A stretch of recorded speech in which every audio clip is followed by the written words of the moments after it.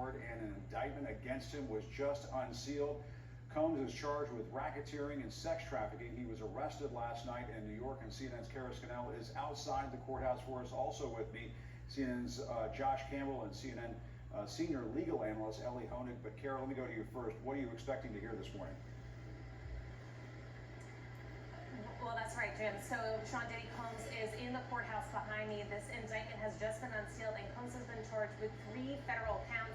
1 count of racketeering conspiracy, 1 count of sex trafficking by force, fraud, or coercion, and the transportation to engage in prostitution. So 3 federal charges. And what prosecutors lay out in this 14-page indictment is what they say is a persistent and pervasive pattern of abuse toward women and other individuals.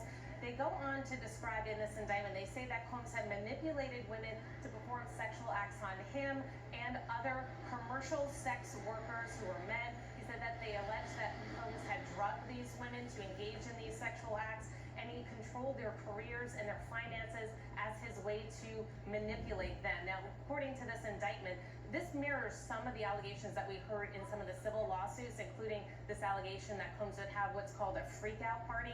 And in these parties is when he would allegedly drug some of these women and have them perform sex acts with prostitutes and record this at times. So that's one of these allegations in this. And prosecutors say, according to the indictment, that when they executed those search warrants on Diddy's homes in Miami and Los Angeles, they uncovered some of the elements of these freak-off parties, including, they said, drugs and 1,000 bottles of baby oil and lubricant. They also said that they uncovered a cache of weapons. That was another way that they said that Diddy was able to allegedly coerce some of these women and to keep people around him silent. Now, this indictment only charges Diddy, but it does say that he was facilitated in these crimes by intermediaries who helped him cover this up, including security, household staff, and other employees. But Diddy is the only one charged today. Now, we're waiting for him to have an appearance before the judge. That has not yet been set, but he will go before the judge today, where he will face these charges. Now, his lawyer, Mark Agnifica, on his way into court this morning, spoke to reporters saying that Diddy will plead not guilty and he will fight to get him released. Here's what he said. I spent the evening with him. I was with him until about 1 o'clock. His spirits are good. He's confident. He is dealing with this head on, the way he's dealt with every challenge in his life.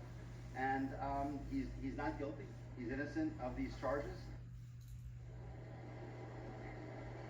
Now, Diddy has yet to appear in court. He will appear. It is unclear whether prosecutors are going to seek to detain him. We may hear more from the U.S. Attorney Damian Williams now that these charges are released. We're waiting to see if they're going to have a press conference. But more is certainly to unfold, Jim, as this plays out. All right, Kara and Ellie, let me go to you. You've worked in the Southern District of New York. What is the significance of this being filed there, and can you explain a little bit more about these racketeering charges? Yeah, Jim, so first of all, this is a federal indictment. It's been filed in the Southern District of New York, which covers Manhattan and the Bronx and some of the northern counties. So this will be a federal prosecution. Generally, federal prosecutions carry higher penalties, higher potential sentences than state prosecutions. And as I'll get to in a moment, that is certainly the case here. So this